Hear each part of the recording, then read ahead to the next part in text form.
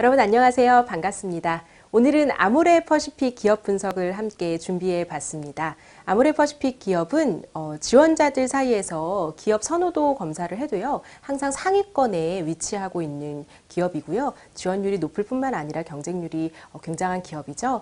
그래서 이런 화장품 업계 쪽에 관심이 있으신 분들과 특히 아모레퍼시픽 브랜드들에 대해서 관심이 많으시고 지원해 보시고자 하는 분들은 오늘 제가 준비한 기업 분석 내용 함께 살펴보고요. 같이 고민하면서 합격 전략을 생각해 보는 시간 가져봤으면 좋겠습니다. 오늘 아모레퍼시픽 그 그룹의 기업 분석을 하는 순서는 이렇게 진행을 하도록 하겠습니다. 먼저 첫 번째로는 기업에 대해서 어떠한 기업이고 과거에는 어땠는지 이런 기업 요약을 함께 해드리고요. 두 번째로는 주력 사업 및 브랜드들은 어떤 것들을 가지고 있는지 사업 분야와 브랜드들을 함께 집중 탐구해 보는 시간 가져보도록 하겠습니다. 세 번째는요, 기업 문화에 대해서도요, 좋은 점들이 많이 있어서 알려진 부분들이 많이 있는데요. 기업 문화가 어떻고 최근에는 어떤 이슈들이 있는지 같이 보도록 하겠습니다. 네 번째로는 아모레퍼시픽의 직무들은 어떤 직무가 있고 어떻게 준비해야 될지, 그리고 실제적으로 하는 일은 무엇인지 몇 가지 직무를 샘플로 같이 살펴보도록 하겠습니다. 다섯 번째로는요, 채용 절차와 그 채용 전형별로 어떻게 준비를 하셔야 하는지, 그리고 마지막으로 면접의 예상 질문들은 어떤 것들이 그동안 나왔었는지까지 살펴보고 저희가 합격 전략을 한번 세워보도록 하겠습니다. 먼저 기업 요약 같이 한번 보도록 할까요? 아모레퍼시픽의 창업자는 서성환 회장이고요. 현재는 서경배 회장이 지금 회장직을 하고 있고요. 설립일은 1945년 9월 5일입니다. 예전에는 아모레퍼시픽이 아니라 태평양이라는 이름으로 있어서요. 지금 어르신들은 태평양이라는 이름에 굉장히 친숙하시거든요. 여러분들은 좀 낯설 수도 있을 것 같습니다. 과거에 태평양 화학공업사로 설립을 했었던 아모레퍼시픽의 과거가 있었고요. 국내 화장품에서는 정말 최초로 연구실을 자체적으로 개설한 기업이기도 합니다. 1964년도에는 방문 판매 제도를 도입을 해서 성장을 하는데 또 한 가지의 방법으로 이러한 방식들을 채택했었던 기업이고요. 1990년도에는 프랑스의 현지 법인을 설립하고요. 그리고 현지 공장을 설립해서 현지화 전략을 통해서 글로벌화로 확장한 기업이라고 보시면 되겠습니다. 전체적으로 보시면요, 고객의 미와 건강을 위해서 토탈 케어를 제공하는 글로벌 기업을 지향하는 기업이라고 생각하시면 되겠습니다. 네, 숫자로 보는 아모레퍼시픽 왜 중요하냐면 제가 이따가도 좀 보여드릴 아모레퍼시픽 예상 질문 이런 부분들을 좀 준비하실 때도요, 이러한 숫자들을 보시고 좀 감을 잡으시는 것들이 필요합니다. 매출을 한번 먼저 보도록 하겠습니다. 2016년도 기준으로 매출은 6조 6,976억 원, 그리고 영업이익은 1조 828억 원으로 계속적으로 성장하고 있는 기업이고요. 이 중에서도 아모레퍼시픽이 글로벌 사업으로 어느 정도 매출을 이루고 영업이익을 보고 있는지 좀 볼까요? 매출은 1조 6,968억 원, 그리고 영업이익은 2,105억 원 정도의 규모라고 생각하시면 되겠습니다. 아모레퍼시픽은 국내뿐만이 아니라 글로벌로도 계속 성장하고 있는 기업인데요. 아모레퍼시픽에서 글로벌 챔피언 브랜드라고 5대 브랜드를 이야기하고 있는 브랜드들이 있습니다. 어떠한 브랜드냐면요, 저희 국내 고객뿐만이 아니라 해외에서도 꾸준히 인기가 있고, 그리고 이미 좀 그 기업에 진출한 그 기간이나 역사도 좀 탄탄하게 있는 브랜드들이죠. 설화수, 그리고 라네즈, 마몽드, 이니스프리, 에뛰드, 이렇게 5가지 브랜드가 5대 글로벌 챔피언 브랜드라고 불리고 있습니다. 그리고 이런 브랜드들을 중심으로 계속 고성장세를 이어가고 있는 현황이라고 보시면 되겠습니다. 네, 아모레퍼시픽의 주력 사업 분야는 여러분 일단 첫 번째는 화장품인 거 다들 알고 계시겠죠? 그리고 두 번째로는 생활용품 분야입니다. 그리고 이것뿐만이 아니라 티컬처를 주도하는 기업이기도 합니다. 예를 들어 오설록 같은 브랜드를 가지고 있고요. 그 외 분야도 있는데요. 먼저 화장품 분야의 브랜드들을 한번 보면 제가 모든 브랜드들을 다 기입한 것은 아니고요. 주요 브랜드들을 한번 보시면 되겠습니다. 아까 말씀드린 5대 글로벌 브랜드들도 있고요. 그리고 뭐 헤라, 그리고 자체 매장, 로드샵을 운영하고 있는 아리따움, 이런 부분들도 화장품의 대표적인 브랜드라고 보시면 되겠습니다. 그 외에도 이 브랜드들도 아모레퍼시픽의 브랜드들이구나 라고 우리가 잘 모르고 있을 정도로 굉장한 다수의 화장품 브랜드들을 보유하고 있는 기업이고요. 뿐만 아니라 뭐 헤어용품이라던가 려, 미장센, 해피바스, 메디안 잘 알고 계시죠? 우리 생활 속에 굉장히 밀접하게 우리가 사용하고 있는 그러한 생활용품들도 다수 보유하고 있습니다. 뭐 예를 들어 그리고 제주도나 주요 핫플레이스에 오설록 매장을 보신 적이 있을 겁니다. 그렇게 티 문화를 또 주도하고 있는 기업이기도 하고요. 그 외의 분야도 있거든요. 향수라던가 이너뷰티 그리고 메디컬 뷰티 분야도 아모레퍼시픽이 주력적으로 하고 있는 사업 분야에 속하게 됩니다. 몇 가지 브랜드들만 조금 집중적으로 탐구를 하겠습니다. 물론 여러분들께서 제가 지금 보여드리지 않는 다른 브랜드에도 관심이 있으시다면 여기에는 이렇게 속하지 않더라도 이 브랜드의 특징이나 최근에 어떻게 성장을 하고 있는지 어떠한 변화들을 가지고 있는지를 파악하고 계시는 게 너무 중요할 것 같고요. 일단 좀 관심이 있으실 만한 브랜드 첫 번째는 우리가 로드샵으로 너무나 많이 보고 있는 이니스프리죠. 꾸준히 성장하고 있는 브랜드입니다. 이 이니스프리는 만약에 직접 가셔서 제품을 사용해 보시고 구입해 보신 분들은 여러분들께서 직접 체험하신 그 부분들도 있으시겠지만요. 어떻게 좀 성장을 하고 있냐면 최근에는 매장 안에서 고객들이 경험을 할 수 있는 부분들을 조금 확산하는 전략을 펼치고 있습니다. 예를 들어 카페 결합형 매장들 이런 부분들을 또 하나의 전략으로 가져가고 있고요. 그리고 제주 헤리티지 상품이라고 해서 이렇게 그린티 시드 세럼 그리고 광고 보셨던 분들은 기억하실 수 있겠지만 한란 크림 이런 부분들을 가지고 판매를 확대하고 있는 상황입니다.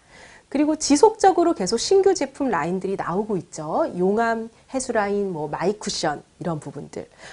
지금 들었는데 하나도 모르겠다라고 하시면 어떻게 보면 약간 관심이 조금 없으실 수도 있습니다. 그래서 만약에 지원을 하시고 싶으시다면 이러한 브랜드들에도 좀 관심을 가져보시는 거 중요하겠죠.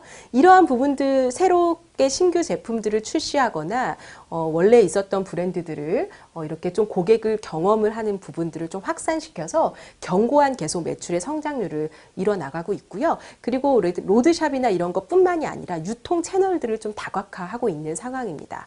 예를 들어서 면세 채널 그리고 온라인 이런 부분들도 유통의 채널로 조금 더 개발을 해서 이런 부분들이 매출 성장을 조금 올리는 데 계속 기반이 되고 있는 상황입니다. 에뛰드도 비슷한 상황인데요.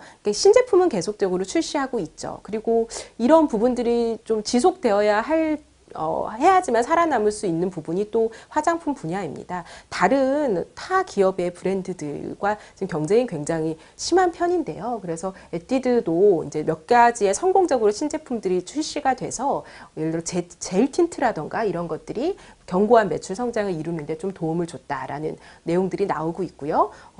에뛰드도요 온라인이나 또 면세 점으로도 확산해서 수익성 면에서 큰 폭으로 좀 개선이 되었다라는 현재 최근의 이슈들을 좀 말씀드리고 싶습니다. 세 번째는요, 좀 이 두 개의 화장품 브랜드보다는 조금 인지도를 잘 모르실 수도 있겠지만 아모스 프로페셔널이라는 브랜드가 있거든요. 주로 이제 헤어 제품으로 이루어져 있고요. 제가 좀 도움을 드리기 위해서 사진 하나 이렇게 넣었는데요. 녹차 실감 그리고 뭐 트루싱크 연모제 이런 것들이 아모스 프로페셔널의 대표 상품이라고 보시면 되겠습니다. 그리고 프리미엄 헤어 살롱 브랜드로 아윤체 이런 것들이 판매 호조를 좀 이뤘었거든요. 이런 또 다양한 마케팅을 통해서 브랜드 인지도를 계속적으로 제고하고 있는 상황이라고 보시면 되겠습니다. 자, 브랜드 한번 살펴봤고요. 그 이전에 사업 분야 이런 거 살펴봤고요. 이번에는 아모레퍼시픽이 또 속해 있는 이런 업계들이 최근에 어떤 이슈들이 있는지 또 여러분들과 함께 좀 나눠보고자 하거든요. 업계 동향, 최근 이슈 이런 것들을 좀 파악하고자 기사를 한 가지 좀 살펴보도록 하겠습니다. 자, 대표적인 내용이 어떤 게 있냐면요.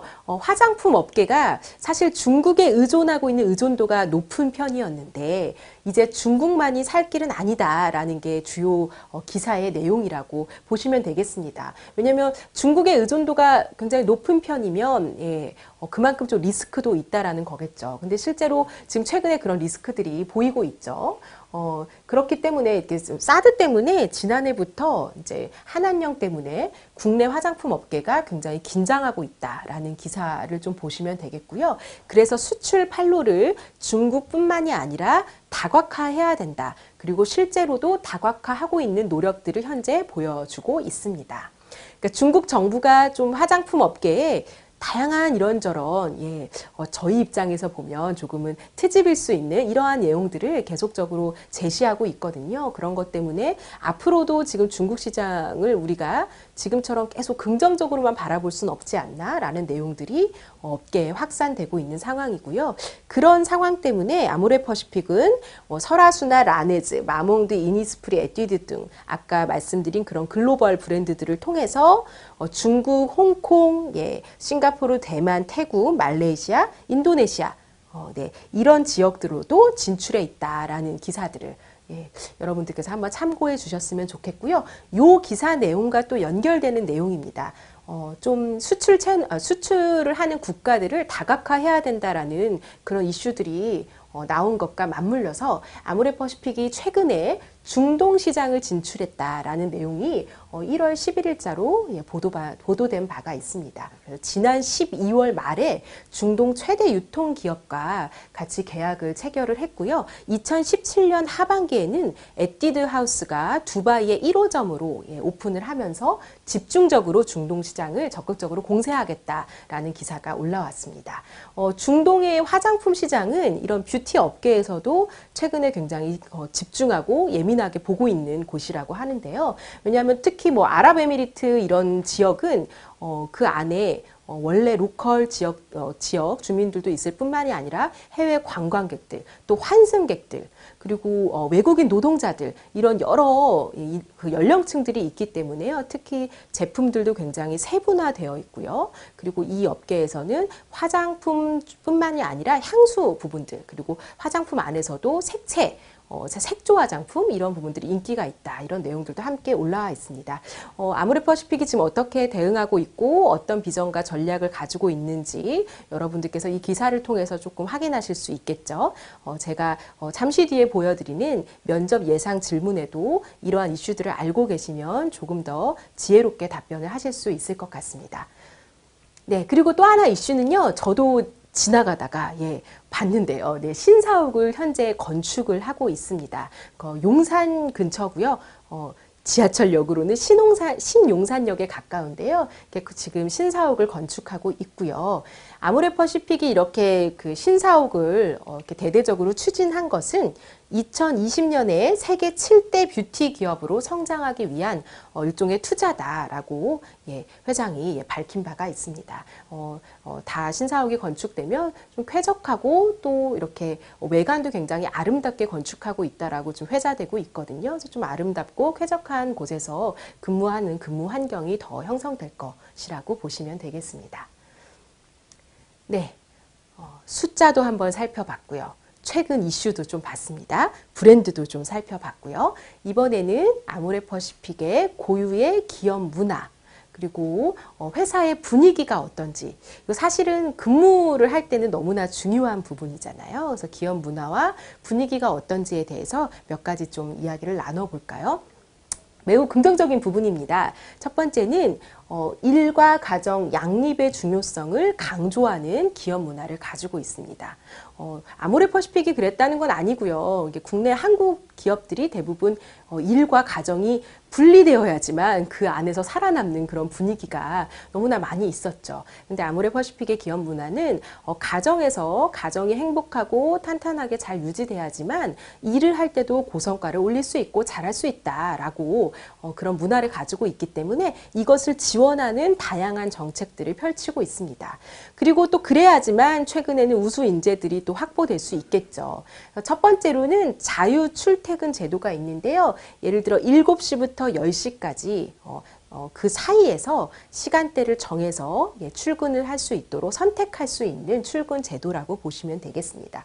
이게 그런 어떤 예를 들어 워킹맘 그리고 워킹과 또 여러 가지 가정의 육아 이런 부분들을 다 같이 하셔야 되는 뭐 아버지이신 분들도 이렇게 자유 출퇴근 제도가 운영되면 현실적으로 훨씬 더 도움이 많이 되겠죠.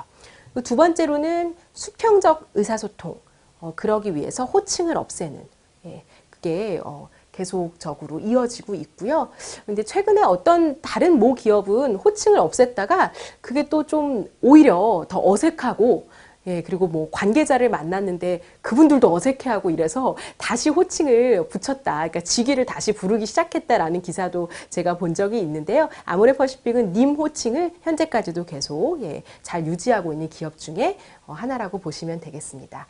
그리고 일과 가정의 양립을 중요성 있게 보다 보니까 직장 내 보육시설, 어린이집, 각 사옥마다 운영하고 있다고 하고요. 또 여성 전용 휴게실이라던가 임신을 하고 있는 예비맘들을 배려하는 어떤 프로그램도 운영하고 그런 패키지로 선물도 제공하고 이런 좀 배려하는 그런 문화를 가지고 있죠.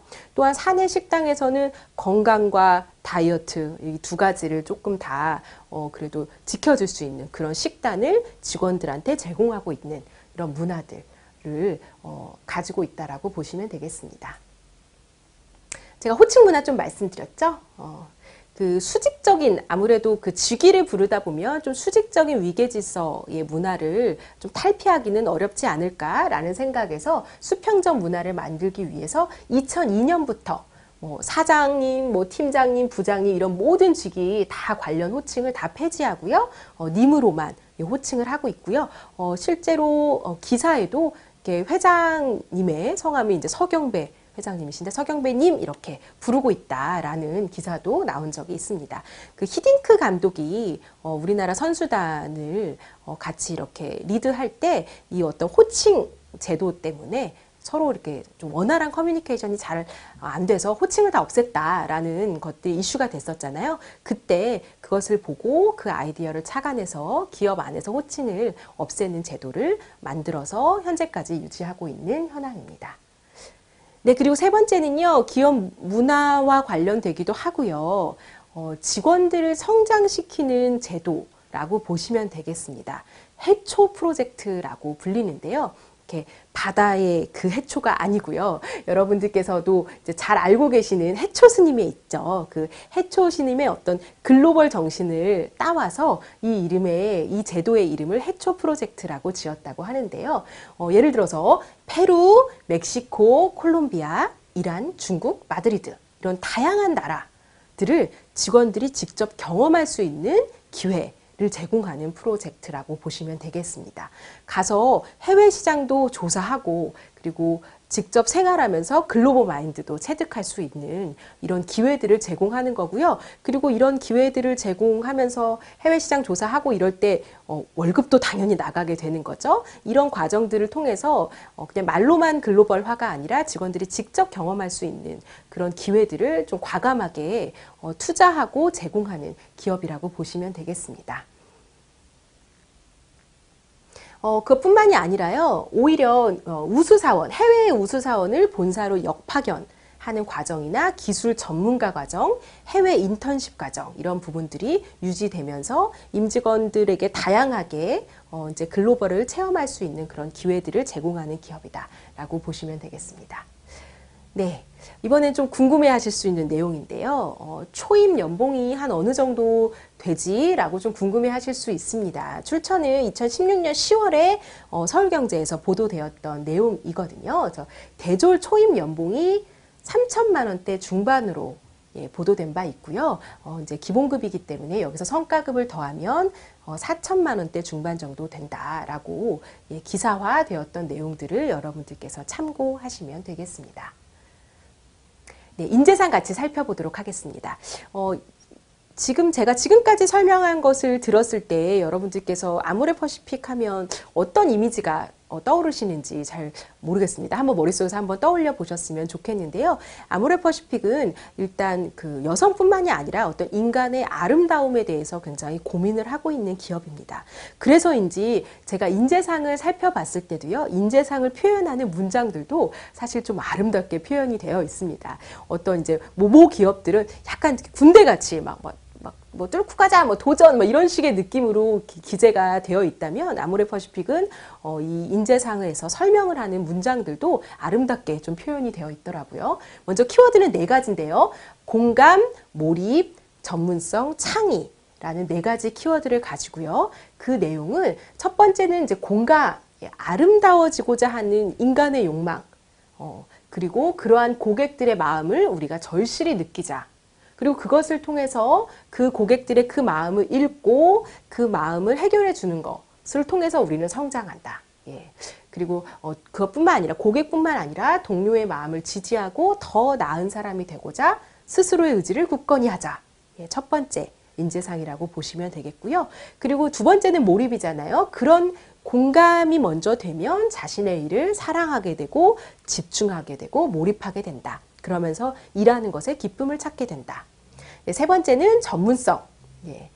고객이 어떠한 욕망과 욕구와 이런 것들을 가지고 있는지를 우리가 공감했다면 그것을 구체적으로 이해해서 전문적으로 찾고 충족시켜 줘야 한다. 세 번째 인재상이라고 보시면 되겠습니다.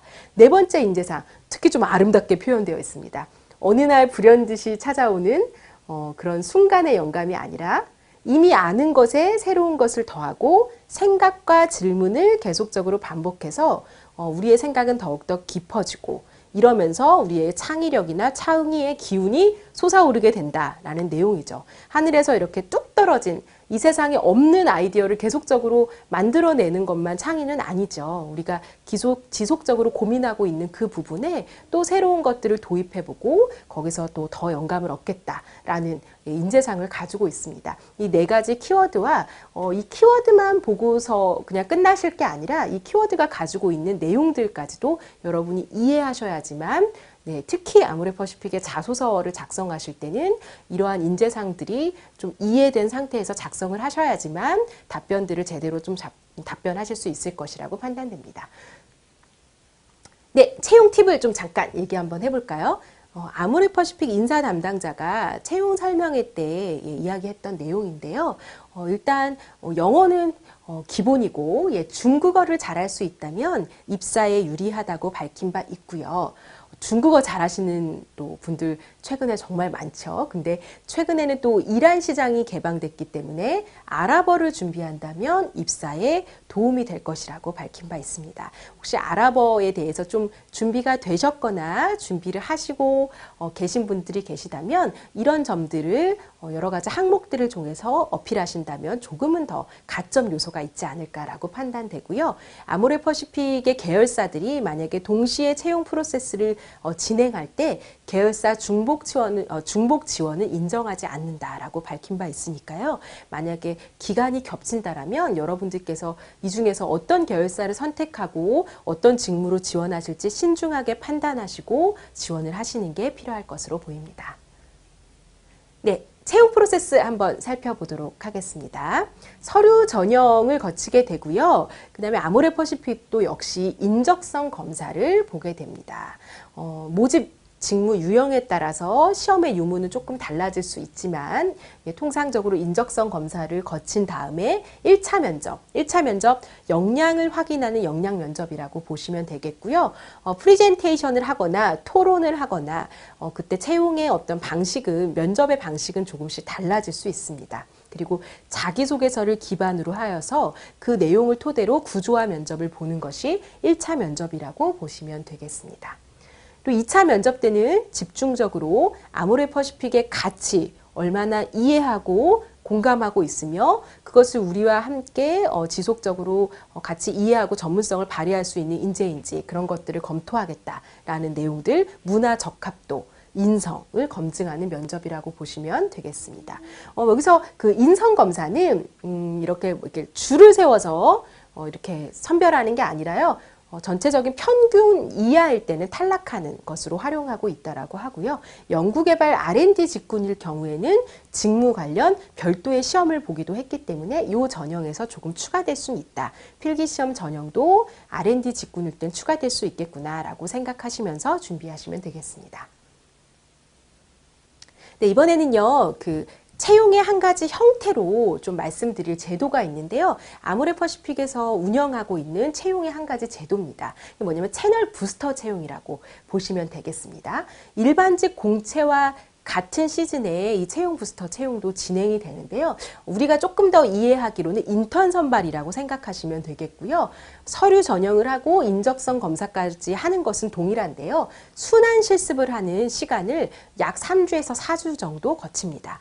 그러니까 아모레퍼시픽에 있는 다양한 팀들 혹은 다양한 브랜드들을 순환해서 경험할 수 있는 그런 제도고요. 그 다음에는 뭐 본인이 선택했거나 본인이 지원하는 그런 부서에 가서 실습을 하는 또 4주에서 8주 정도의 그런 프로그램들을 별도로 만들어서 이런 인턴 프로그램을 거친 다음에 최종적으로 2차 면접을 본 인원들을 우리의 인원들로 선발하겠다라는 고유의 인턴 제도를 가지고 있죠. 일단은 팀을 순환해서 경험해 볼 수 있는 그런 체험을 해볼 수 있는 것은 지원자 입장에서도 굉장히 긍정적인 부분이죠. 저희가 이렇게 기업 분석 영상도 보고 막 매장도 가보고 이러지만 사실 우리가 아는 정보들은 아무래도 추상적이고 조금은 막연할 수 있습니다. 그런데 인턴이 되어서 같이 일도 해보고 생활도 해보면서 팀을 경험해 보는 것은 지원자 입장에서도 막연한 묻지마 지원이 아니라 훨씬 더 구체적인 지원이 될 수 있을 것이라고 보이고요.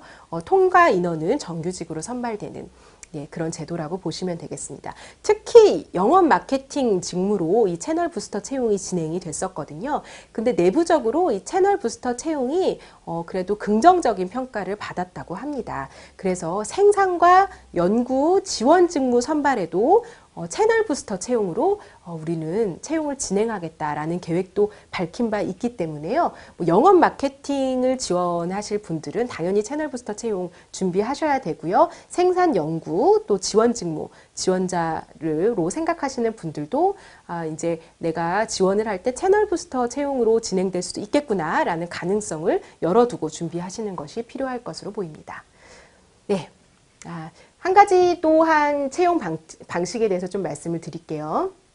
고등학교 졸업 학력 이상이면 지원이 가능한 직무가 있어서 좀 준비를 했는데요. 아모레퍼시픽 백화점 엔젤 채용이다라는 공고가 뜨면 이러한 직무들은 고등학교를 졸업한 학력 이상이면 지원할 수 있는 직무다라고 생각하시면 되겠습니다. 이 직무는요, 아모레퍼시픽의 브랜드 제품에 대해서 전문적으로 고객들에게 카운셀링하고 판매를 하는 직무이기도 하고요. 나중에 이 직무의 좀 비전이라고 본다면, 그리고 커리어를 좀 더 개발한다면 향후에는 본사 백화점의 전문 교육 강사로도 좀 성장할 수 있다. 그런 커리어를 개발할 수 있는 그런 가능성이 있는 직무다라고 공지된 바 있습니다. 급여 수준은 당연히 일정 기간 연수가 있거든요. 그래서 그 연수 후에 정직원으로 전환할 경우에는 업계에서는 그래도 괜찮은 최고의 대우를 하겠다라는 것이 공지된 바 있고요. 이 금액은 브랜드별로 조금 상이할 수 있을 것 같습니다. 최근에 있었던 그 엔젤 채용의 공고문 내용이거든요. 모집 부문 자체가 아예 엔젤이라고 떴고요. 브랜드는 이러한 브랜드들에서 모집이 됐습니다. 근무 지역은 조금 그 연수가 끝난 다음에 달라질 수 있겠죠. 그래서 연수 기간, 예를 들어 약 한 6개월 정도 연수 과정 인턴의 기간을 거치면 최종 면접 후에 정직원으로 채용하겠다라는 계획이고요. 근무 매장은 이 연수 이후에 합격을 하고 나면 결정되는 형태입니다. 그래서 고등학교 졸업자 이상이신 분들께서는 이러한 채용 공고가 떴을 때 좀 관심 있게 보시고 준비하시면 좋을 것 같습니다. 네, 아모레퍼시픽의 주요 직무들에 대해서 좀 분석을 해보도록 하겠습니다. 네, 첫 번째는 영업 파트인데요. 영업 파트도 이렇게 좀 나눠져 있습니다. 영업 전략 파트, 영업 관리 파트, 그리고 영업 지원 파트로 나눠지는데요. 사실 이 네 가지 파트로 나눠지지만 이 네 가지 파트가 나눠지더라도 이 직무가 고객과의 최접점에 있는 직무라는 것은 사실 공통적이겠죠. 그렇기 때문에 현장에 대한 이해도는 가장 필수적이다 라고 보시면 되겠습니다. 제가 바로 이전에 설명드렸듯이 이 직무는 당연히 채널 부스터 채용으로 진행이 되겠죠. 그래서 바로 채용되는 게 아니라 2개월 인턴 제도로 진행이 된다. 그리고 이 기간은 조금 더 길어질 수 있습니다. 이 직무에 정확하게 해야 하는 롤이 무엇인지 좀 살펴볼까요? 이걸 좀 아셔야지만 이 직무에 대한 좀 이해를 하시고 지원을 하실 수 있겠죠. 자, 영업 직무 파트는요, 제품의 또 기간별로 실적을 관리합니다. 그리고 현장 활동을 지원하는 직무입니다. 매장에 다양한 프로모션 진행되고 있겠죠. 그런 것들 진행할 좀 더 원활하게 할 수 있도록 지원하는 파트고요. 매장에 어떤 건의사항이 있다면 그것을 본사에 전달하고 또 본사에서 중요한 지침이 있다라면 그것을 매장에 전달하는 중요한 중개 역할을 진행하기 때문에 여기까지만 보시더라도 이러한 직무를 지원을 하고 제대로 일을 하려면 소통을 할 수 있는 그런 의사소통의 능력들이 매우 중요하게 강조가 되겠죠. 그러니까 하는 일과 어떤 목표들을 본다라면 이 직무한테 요구되는 역량이 무엇인지를 엿보실 수 있을 텐데요. 슈퍼바이저 역할을 하기 때문에 관리의 역량과 소통의 역량이 중요시되는 직무다라고 이해하시면 되겠습니다. 네, 연구개발 파트도 한번 살펴보도록 하겠는데요. R&D 전략 및 리서치 업무. 제품 인허가 그리고 규제 관련 사항을 모니터링하고 관리하는 업무들을 진행합니다. 연구 지원을 위한 일련의 업무들을 수행하는 직무라고 보시면 되겠고요. 현재까지는 연구개발 특히 석사 이상 채용은 채용 부스터 채용으로 진행하지 않고 공채 채용으로 진행을 했기 때문에 이 점 조금 다를 수 있다라는 거 알고 계시면 좋을 것 같고요. 그리고 아까 채용 프로세스 때도 설명을 드렸지만 일부 연구 개발 직구는 직무 관련 시험도 진행한 적이 있기 때문에 이러한 전문적인 부분들도 준비를 하시는 것이 필요할 것으로 보입니다. 네, 채용을 좀 준비하시면서 사전에 여러분들께서 좀 시간을 두고 생각해 보셔야 할 부분들이 있어서 같이 좀 공유하고자 하는데요. 먼저 첫 번째는 아모레퍼시픽이 아름다움에 대한 어떤 고민과 성찰을 하는 기업이기 때문에 미에 대한 가치를 한번 생각해 보셨으면 좋겠습니다. 미에 대한 가치, 아름다움에 대한 나만의 철학이 무엇인지를 한번 생각해 보는 거죠. 예를 들어 이목구비, 어떤 얼굴형, 그것뿐만이 아니라요. 외면과 내면의 조화라던가 내가 생각하는 내면의 아름다움은 어떤 것인지 이런 부분들을 정리해 두셔야지만 여러분들이 아모레퍼시픽이 추구하는 가치와 인재상에 부합된 또 내용들을 생각해 보실 수 있겠죠. 그리고 채용 담당자가 지원자들에게 한번 물었던 질문이기도 합니다. 아모레퍼시픽이 지향하는 아시안 뷰티 크리에이터가 어떤 의미인가?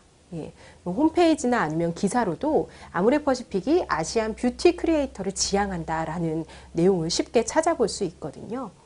정확한 정답이 정해져 있는 것은 아니지만요.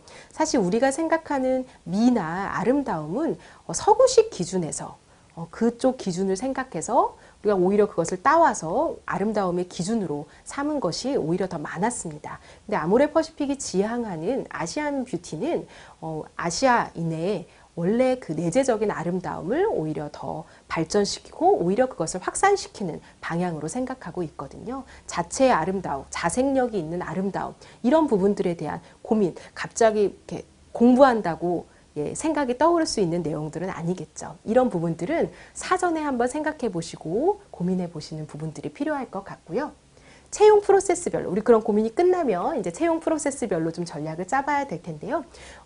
말씀드렸듯이 이제 서류 전형에 그런 경영 이념을 좀 고려해서 작성을 해야 하는 부분들이 있습니다.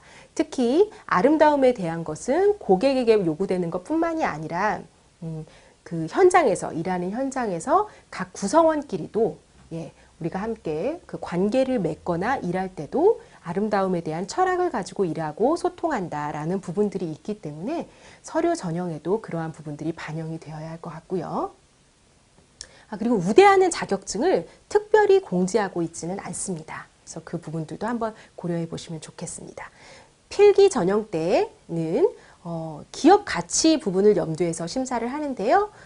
고득점자부터 줄을 세워서 선별하는 것이 아니다. 가치와 맞지 않은 인원들을 걸러내는 방식이다. 라고 이해하시면 되겠고요. 1시간에 약 150개 정도 문항을 풀어야 합니다. 예, 그것도 쉽지는 않습니다. 언어, 지각, 수리, 추리, 창의력 등을 기반으로 하는 문제들로 구성되어 있다라고 생각하시면 되겠습니다.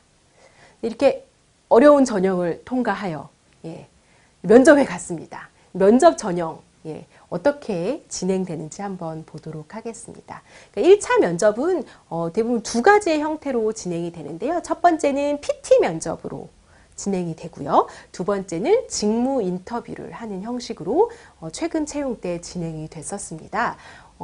PT 면접 때, 프레젠테이션 면접 때는 직무에 대한 내용 또는 최근의 시사 이슈를 발표하는 형태로 진행이 됐기 때문에요. 여러분 이렇게 PT 면접을 보면 짧은 시간이지만 지원자들을 평가하는 데는 굉장히 효과적인 방법이거든요. 어떤 이슈를 어떠한 논리력을 가지고 설명하는가, 핵심을 놓치지는 않았나, 그리고 어떠한 아이디어를 그 안에 넣었다면 그 아이디어가 문제를 해결할 수 있는 어떤 그래도 기본이 되는 아이디어인가, 이런 것들을 종합적으로 짧은 시간에 판단할 수 있는 면접이라고 보시면 되겠습니다. 내가 중요하게 생각할 부분은 이렇게 말을 잘해야 된다. 그 부분보다는 여러분 논리력과 문제 해결력이 드러날 수 있도록 내용들을 구성하시는 것이 핵심이라고 보시면 되겠습니다. 두 번째 직무 인터뷰는 당연히 그 인터뷰를 보는 선배들은 직무에 그래도 전문가이신 분들이 보겠죠. 그래서 그 면접을 통해서 이 분이 직무에 정말 적합한 사람인가, 그리고 이 직무를 지원하는 거, 이 직무밖에 지금 안 뽑아서 지원을 한다가 아니라 이 직무를 좀 그래도 오랫동안 생각하고 명확한 동기가 있는 사람인가 인터뷰를 통해서 확인을 하고 있고요. 더 나아가서 동기가 명확하고 그것에 대해서 준비하여서 어느 정도 전문성을 갖춘 인원인지를 확인하는 이렇게 두 가지 형태가 1차 면접의 전형 형태라고 보시면 되겠습니다. 자, 이제 또 어떻게 면접이 진행되는지 예상 질문 한번 살펴볼까요? 면접 때는 그 지원자들이 이제 면접을 봤던 경험자들은 아주 까다로운 내용은 아니다. 그렇지만 갑자기 생각할 수는 없는 내용이다 라는 평가가 아주 많이 있었습니다. 그러니까 왜냐하면 이 면접의 내용들이 자신에 대한 내용이거나 그리고 말씀드렸듯이 뭐 아름다움에 대한 내용 이런 부분들도 포함되어 있기 때문에 아주 까다롭진 않지만 그리고 평소에 좀 생각을 정리해 놔야지만 대답할 수 있는 부분이다라는 이야기인 거죠. 특히 자신에 대한 내용은요. 네. 뭐 사전에 문제집을 푼다고 해결될 수 있는 부분이 아니고 내가 내 자신 아는 게 굉장히 어려운 부분이잖아요. 그래서 자신에 대해서 나의 강점이라던가 나의 가치관이라던가 내가 생각했던 내가 살아가는 신념이라던가 이런 부분들은 미리 좀 정리를 하시고 고민을 해보시는 게 필요할 것 같습니다. 비슷한 유형의 질문입니다. 두 번째는 가장 어려웠던 경험, 본인이 인생을 살면서 가장 힘들었던 경험이 무엇이냐 이런 것들을 묻는 항목이 면접 때 있었다라고 하는데요. 자, 이럴 때는 여러분 한번 생각을 해보시죠. 내 인생에서 가장 어려웠던 일이 무엇인가? 이거를 얘기하면 합격하고 저거를 얘기하면 떨어진다. 이렇진 않지만 어느 정도 그 사례의 무게감은 좀 필요할 것 같습니다. 다 들었는데 저게 지금 인생에서 가장 어려웠던 일이야 라는 다소 좀 가벼울 수 있는 주제보다는요. 좀 진정성 있게 내가 살면서 그래도 어려웠던 일을 좀 사례의 무게감이 있게 얘기하시는 게 좋을 것 같고요. 이렇게 어려운 일이 있어서 힘들었다로 끝나는 게 아니라 그 과정을 통해서 내가 어떻게 성숙되어졌다라는 내용, 그 시간이 나를 어떻게 성숙시켰고 나는 어떤 깨달음이 있었다라는 내용이 같이 면접 때 포함이 돼서 대답을 하셔야겠죠. 네, 비슷한 또 유형입니다. 두 번째는 열정을 다했던 경험. 네, 그리고 예를 들어 열정을 다해서 또는 내가 어떤 목표를 세워서 최선의 노력을 했던 거. 그리고 거기서 최고의 결과까지 나왔더라면 굉장히 좋겠죠. 그런 경험을 묻는 질문들이 나오고 있고요. 지원하는 직무에 적합한 경험을 했었는지 그리고 경험이 있다면 어떤 경험을 했었는지에 대한 질문들이 나오고 있습니다. 예를 들어 내가 지원자인데 영업 직군에 지원을 하고 있고 어떤 서비스 직무를 해봤다. 그리고 그게 아모레 퍼시픽이 하고 있는 사업 분야와 예를 들어 그 브랜드였거나 혹은 사업 분야와 유사한 사업 분야에서 해봤다라고 한다라면 그런 것도 지원하는 직무에 연결될 수 있는 경험이 되실 수 있겠죠. 마지막으로 또 이런 질문, 자신을 브랜드로 표현한다면 어떠한 브랜드라고 생각하는가? 자, 이 대답을 하려면요, 뭐 아모레퍼시픽이 보유하고 있는 브랜드로 비유해서 얘기를 하셔야 한다면 일단 아모레퍼시픽의 브랜드들의 특징들을 여러분들께서 알고 계셔야겠죠. 알고 계셔야지만 그것을 자신의 특성과 연관시켜서 얘기하실 수 있을 것 같고요. 그리고 조금 준비한 사람들이 훨씬 더 창의적이고 재미있게 대답을 할 수 있는 부분이라고 생각하시면 될 것 같습니다. 이 브랜드가 가지고 있는 정체성, 브랜드가 어떻게 성장했는지, 현재 브랜드의 특징, 이미지들을 고려하셔서 본인과 연관시켜서 대답할 수 있도록 이런 부분들을 한번 미리 꼭 준비해 주시면 훨씬 더 좋을 것 같습니다. 조금 성격이 다른 질문들 한번 살펴보도록 하겠습니다. 이러한 질문들이 있었기 때문에 제가 아까 숫자로 좀 아모레퍼시픽을 보자 이런 내용들도 제가 좀 다뤘던 이유가요. 아모레퍼시픽의 현재 상황과 업계 이슈에 대한 질문들을 그렇기 때문에 기사나 이슈를 미리 파악하셔야 되는 그런 질문들도 면접 때 나오고 있습니다. 예를 들어 이런 질문입니다.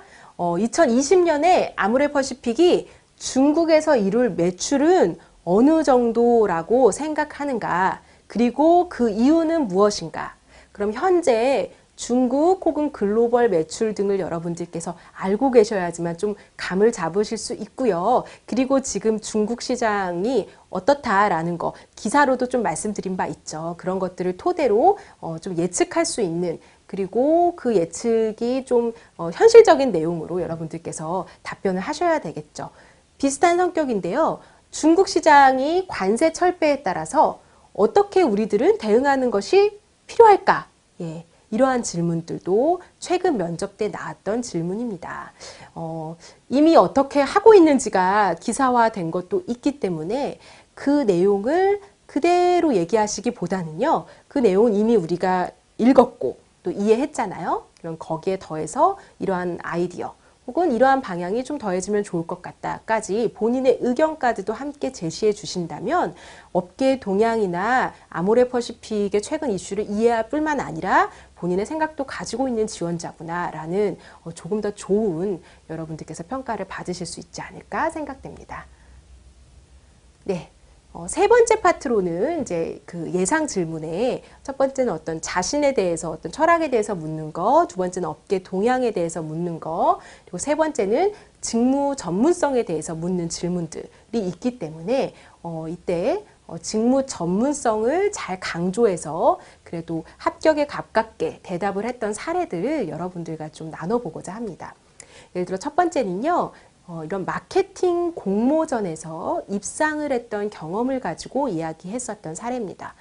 정말 열심히 했고 진짜 아이디어 괜찮았는데 전 입상은 못했습니다. 아예 그냥 적지 말아야 할까요? 라고 저한테 물으신다면 저의 의견은 입상을 하지 못했더라도요. 그게 업계와 좀 관련된 내용이고 그리고 그 마케팅 그 공모전을 준비하시면서 새롭게 알게 된 거나 좀 성장하신 내용이 있다면 그것도 충분히 사례로 저는 활용하실 수 있을 거라고 판단됩니다.